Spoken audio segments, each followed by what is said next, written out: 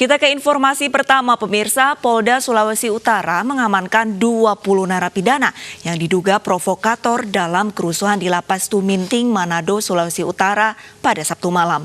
Sementara situasi lapas kini sudah berangsur aman.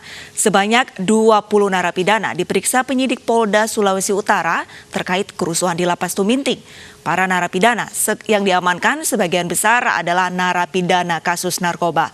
Mereka diduga sebagai provokator dalam kerusuhan yang terjadi pada Sabtu malam 11 April 2020.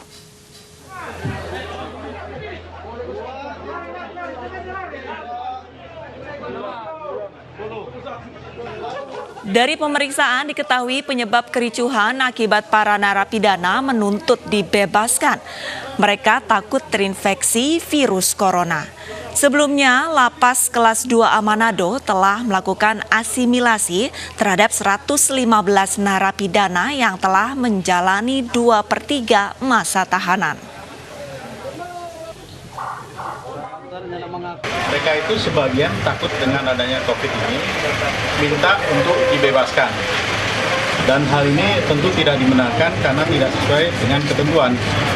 Karena ketentuan kita yang bebaskan itu adalah mereka yang betul-betul narapidana umum ya.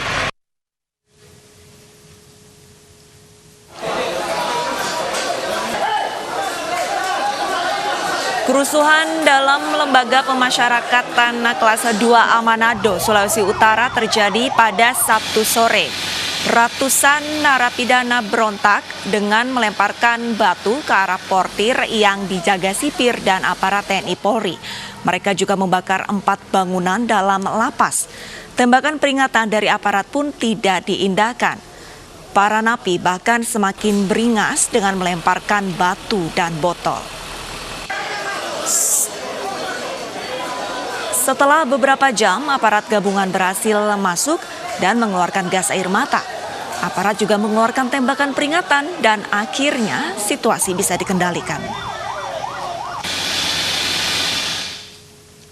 Sementara itu pemirsa, 5 pelaku vandalisme yang menamakan diri kelompok Anarko diringkus tim gabungan di Reskrimum Polda Metro Jaya dan Polres Metro Tangerang Kota. Mereka diringkus karena aksi vandalisme dan provokasi merespon kebijakan pemerintah di tengah pandemi corona. Kelima pelaku vandalisme ditangkap polisi di 2 lokasi terpisah, yaitu di Kota Tangerang dan Bekasi Timur pada Jumat malam lalu.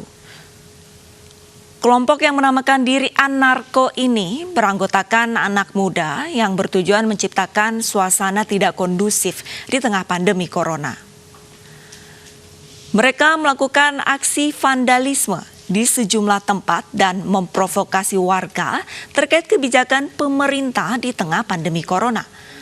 Mereka bahkan berencana akan melakukan aksi vandalisme secara bersama-sama di sejumlah kota besar di Pulau Jawa pada tanggal 18 April mendatang.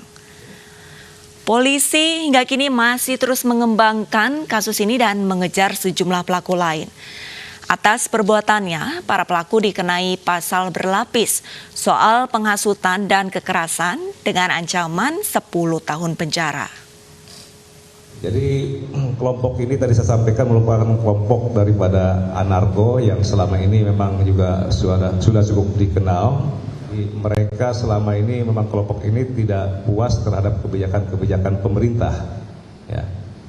Mereka tidak puas dengan kebijakan-kebijakan pemerintah dan memang berupaya untuk dan memanfaatkan situasi yang saat ini di mana masyarakat sedang resah, mereka manfaatkan untuk melakukan lebih resah lagi, membuat masyarakat menjadi lebih resah, dan juga ini merupakan suatu ajakan kepada masyarakat untuk melakukan keonaran itu. Kementerian Hukum dan HAM mengeluarkan kebijakan membebaskan narapidana untuk mencegah virus corona di lapas yang kelebihan penghuni. Total sudah ada 35.676 narapidana yang dibebaskan.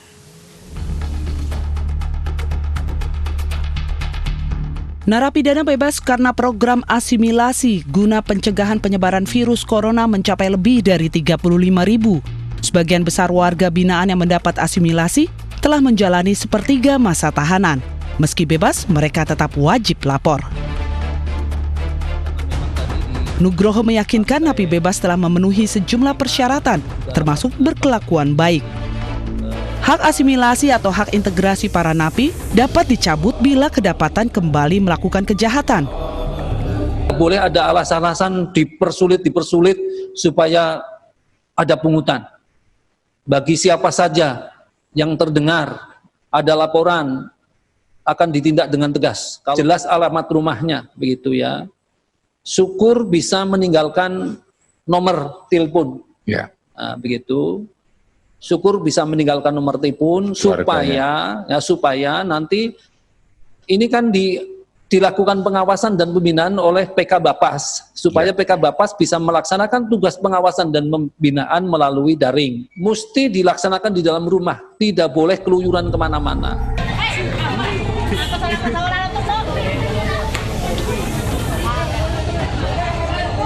Namun sayang, tidak semua napi memanfaatkan dengan baik kesempatannya agar tidak kembali ke jeruji besi. Beberapa napi kembali berulah, salah satunya Rudi, napi kelas 2B Sengkang. Pasca bebas selama 2 hari karena program asimilasi, Rudi kembali ditangkap pihak berwajib karena kedapatan mencuri di rumah warga. Kenapa bisa lepas sudah sampai ke masa penanam? Iya. Atau belum sampai? Berapa tahun ponismu? Berapa tahun ponismu? Bebe? Iya. Dikasih keluar kok? Iya. Berapa tahun ponismu di lembaga kan? 4 tahun setengah. 4 tahun setengah ponis. Berapa tahun menjalani? 2 tahun 4 bulan. Berapa PB mu dapat? 1 tahun setengah. Dua rumah kau naiki? Saya naik di bawahnya ibu, bawa rumah. Di bawah rumah? Iya, mau bongkar anunya orang? iya bu, langsung ke bawah. Apanya bongkar? Ada jendelanya bu. Jendelanya kebongkar baru masuk? Tidak bu, terbentuk ini penduduknya sudah. Diharapkan para napi yang memperoleh program asimilasi dapat bertaubat dan tidak berbuat kejahatan lagi agar dapat diterima oleh masyarakat. Tim Liputan iNews melaporkan.